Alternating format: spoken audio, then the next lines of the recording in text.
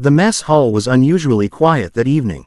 Forks clinked softly against metal trays, and murmured conversations were swallowed by the hum of the ship's engines. At the far end of the hall, near the officers' table, stood Admiral Jonathan Hale, a man known for his command presence, his unwavering discipline, and his ability to silence a room with a glance. But on this night, his silence came for another reason. Across from him sat a young petty officer named Claire Donovan.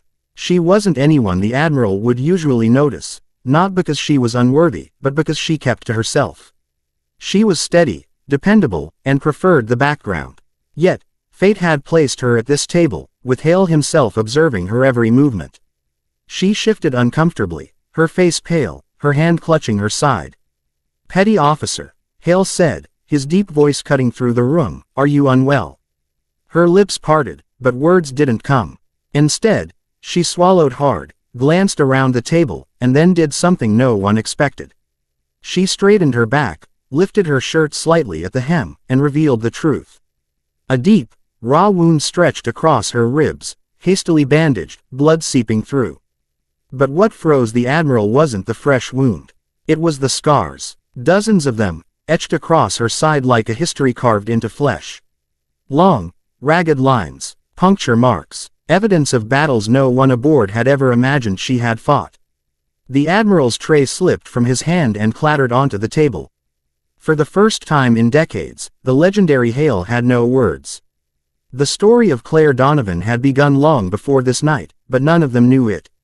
She had enlisted quietly, choosing the Navy not for glory or recognition, but for the simple promise of serving something greater than herself. She had been the kind of sailor everyone liked but rarely noticed, the first to volunteer for extra duty, the last to complain. She never sought credit, never spoke of her past. To the crew, she was, Donovan, the reliable one. But the scars told another story. "Who did this to you?" Hale's voice was low now, stripped of his usual command. The room was silent. The officers leaned forward, sailors froze mid-bite, and even the mess hall staff stopped moving. Every ear waited for her answer. Claire lowered her shirt and took a shaky breath. "It doesn't matter, sir," she said softly. "What matters is that we're here, now. And I can still serve." The Admiral studied her with eyes that had seen decades of war. He had met heroes, seen cowards, and buried too many good men and women. But something about Donovan unsettled him. Not fear, not pity, something else, something deeper. He excused the table and asked her to follow him. They walked through the narrow corridors of the ship until they reached his quarters. The door shut, and for a long moment, he just looked at her. She stood straight, though her body trembled from pain. "You should be in the infirmary," he said. "With respect, sir," she replied, "I've had worse." Hale almost laughed, but the look in her eyes stopped him. She meant it. "Tell me," he said finally. "Tell me where those scars came from." The truth unfolded slowly, like a secret she had never intended to share. Years before enlisting, Claire had worked with humanitarian aid convoys overseas. She wasn't military then, just a civilian who wanted to help. But when their convoy was ambushed in a remote village, she became more than just a volunteer. She had shielded children with her body, pulled the wounded to cover, and refused to leave until every survivor had been evacuated. Shrapnel tore through her side. She nearly bled out, but she survived. The doctors told her she'd never walk properly again, never lift heavy weight, never endure the rigors of service. But Claire refused to let her scars define her limits. She trained in silence, rebuilt her strength, and when she was finally able, she enlisted. She never told anyone, not because she was ashamed, but because she didn't want pity. She wanted to serve. The Admiral listened without interrupting. His face, usually unreadable, softened. "You carried this alone?" he asked. Claire nodded. "And you still chose to wear this uniform?" "Yes, sir." For the first time in many years, the Admiral felt his throat tighten. He thought of the sailors who boasted of medals, who sought recognition for every small deed. And then here was Donovan, her body a map of sacrifice, her spirit unbroken, her service quiet but steadfast. Word spread quickly through the ship, though not by her choice.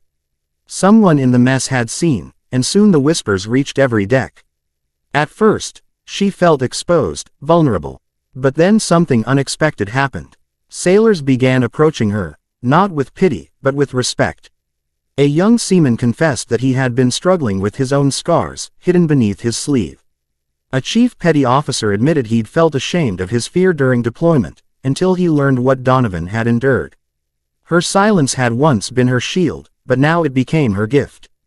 By sharing even a glimpse of her story, she gave others permission to face their own. A week later, the Admiral called an all-hands assembly. The crew gathered on deck under the vast expanse of the night sky, the sea stretching endlessly around them. When Hale stepped forward, everyone expected a lecture on discipline or readiness. Instead, he gestured toward Claire. "This sailor," he said, his voice carrying with unusual weight, "reminds us of what true service looks like. Not the medals, not the ranks, but the scars we carry for others." The crew turned to her, their faces lit by respect. Claire shifted uncomfortably, unused to the attention, but Hale's words anchored her. She thought her scars were hers alone, Hale continued, but they belong to all of us. They are proof of what it means to protect, to endure, and to keep standing even when the world says you shouldn't. Later that night, when the assembly was over and the deck emptied, Hale found her leaning on the railing, staring at the stars. "You didn't want this attention, did you?" he asked. She smiled faintly. "No, sir, I just wanted to do my job. And yet, by simply being who you are, you've done more than most will in a lifetime." For a long moment, neither spoke.